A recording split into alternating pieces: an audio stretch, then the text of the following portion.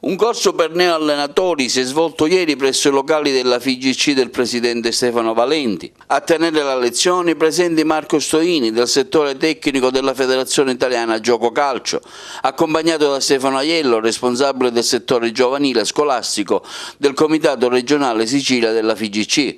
A portare il saluto ai tanti presenti al corso, circa una cinquantina, è stato Stefano Valenti nella sua qualità di massimo responsabile agrigentino della struttura. Valenti ha tenuto a precisare l'importanza dell'occasione, che attraverso voi nuovi tecnici si possa cambiare la filosofia e una mentalità diversa.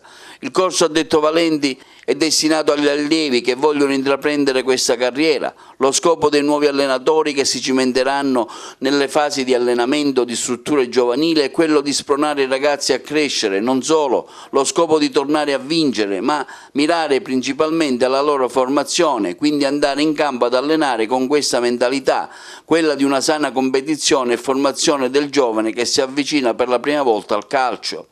Marco Stoini ha sottolineato che non sarà una passeggiata questo corso, ma sicuramente una bella esperienza per chi la vorrà portare a termine fino in fondo per tutta la durata del corso. Apprezzamenti sono stati fatti da Stoini alle parole dette dal presidente Valenti.